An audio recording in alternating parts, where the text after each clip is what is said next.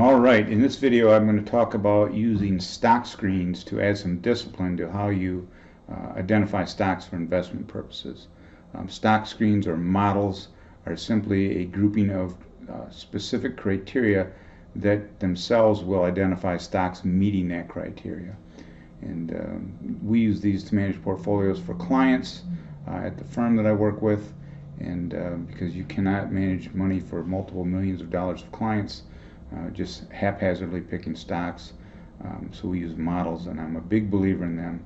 And a lot of my belief came from reading James O'Shaughnessy's book, What Works on Wall Street. So we're going to reference that in this presentation. But I'm going to start by reading a quote that is in the front of that wonderful book that I read probably 20 years ago. And that quote says that models beat human forecasters because they reliably and consistently apply the same criteria time after time. In almost every instance, it's the total reliability of the application of the model that accounts for its superior performance. Models never vary, they're always consistent, they're never moody, they never fight with their spouse, and never hung over from a night on the town, and they never get bored. They don't favor vivid, interesting stories over reams of statistical data. If they were people, they would be the death of any party.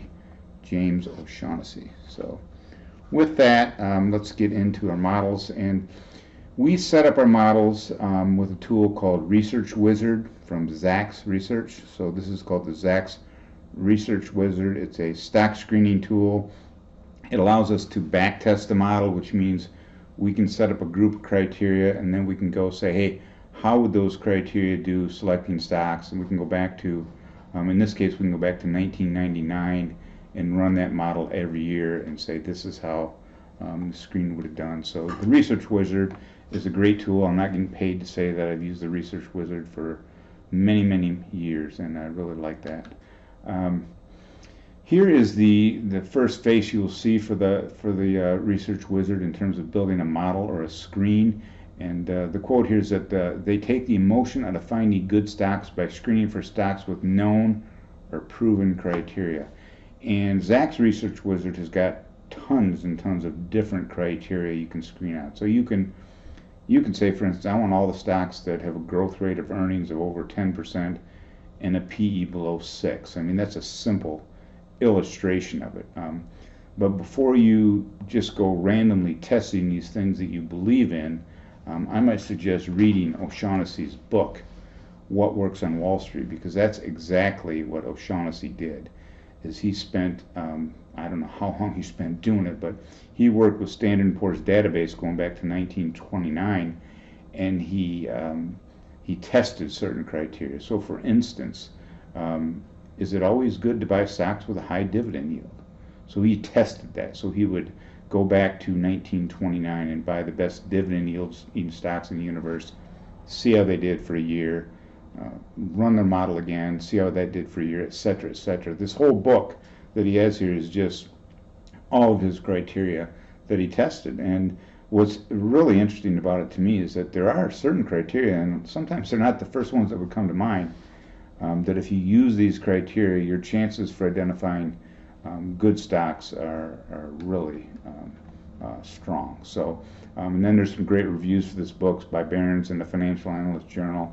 Barron says that O'Shaughnessy's conclusion that some strategies do produce consistently strong results while others underperform could shake up the investment business. And it's certainly helped me find stocks for my clients that have done well for a long period of time here.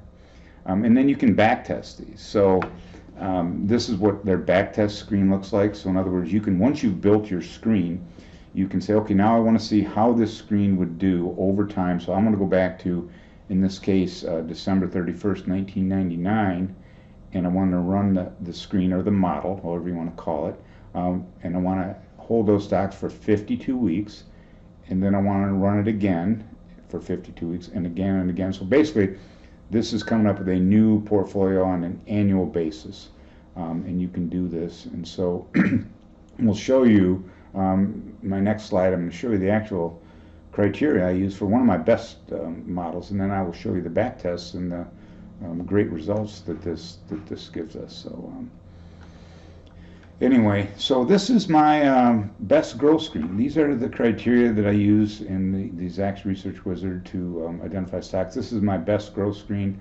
I put this together when I was working at Merrill Lynch. Merrill Lynch had Richard Bernstein there, did some very similar work to James O'Shaughnessy, and he had a publication there that we could use.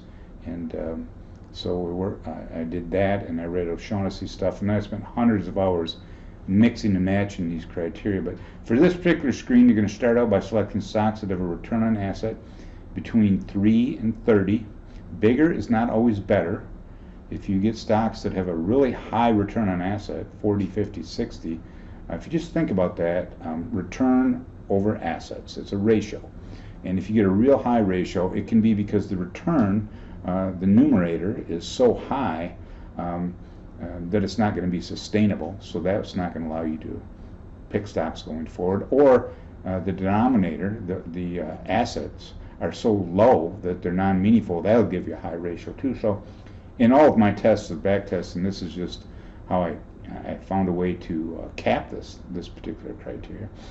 And then I want only stocks that have 500,000 shares traded a day. I also wanted their current price to be within 12% of their all-time highs. And then the stocks that made those three criteria, I only wanted to take the top 30% in terms of performance. And then of those, I wanted to get rid of the lower, smaller companies. So I filtered out any company that's less than $300 million in the stock market. And then the result of all those, I took the top 7 based upon return on asset. And so this is just the actual model I came up with, and I back tested it over and over and over, and worked out well for me. We've actually been using it since 2004 in the business. And here's how that screen back tested. These are the results you get from Zacks. Is that strategy, or that screen, from 1999, the end of 99 through 2020, would have had a 2,086% return compared to the S&P at 34.8. And that's a remarkable number. So that's a compound growth rate of 15.1 compared to the market at 6.9. Turnover is kind of high, 93%. So basically what that's telling you is that every once in a while you get the same stock in there for 2 years in a row, but for the most part you're getting a new portfolio every year. And then there's some other criteria that it'll give you here. I thought I'd show you the largest down year for that particular model was 2008. So that model's results would have been down 54% versus 38% for the S&P. The biggest loser that year would have been NVIDIA, down 78%. Biggest gainer that year, though, would have been Apollo Education, actually up 2.7%. This is not, any of these models are not going to give you top performance every single year. So, aggressive growth models will do really bad when you have a negative year in the market. So this model did not do very well so far in 2022 either. But even that withstanding, counting 2008's results and 22's results, the model has done very well over time. The best year the model had was in 2005. It was up 64% compared to 6.5 for the S&P 500. The biggest loser that year was Silicon Image, down 43%, and then the biggest gainer that year was Monster Beverage, up 409%. And so, I'm a big believer in models. It's just a way to play the odds. If you use a model and you're using good criteria and you backtest that model properly, you stand a better chance, in my opinion, of doing well over time. Not doing well every period or with every stock selected, but over time. And I'm going to end by giving you a real life example. So when I first came up with this model, it was 2004. And back in that time period, some of the best stocks were the home builder stocks in the market. Ryland, Hovanian, a number of these big home builders were doing well. And I actually had a client call me up one day and say, Mike, why don't we own any of these home builders? And I really didn't have an answer for him.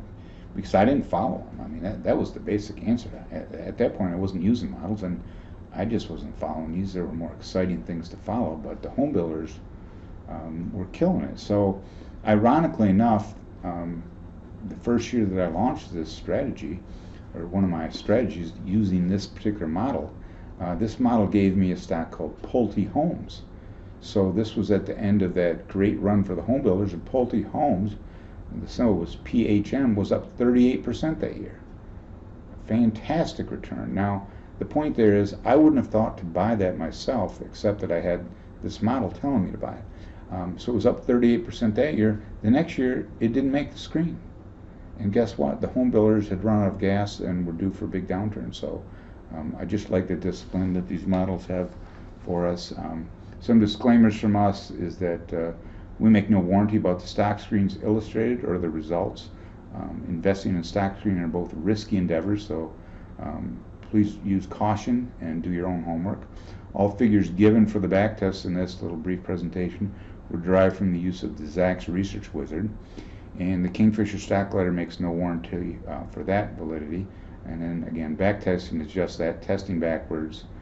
Forward results might differ, so do your own homework. But we are big believers in using models.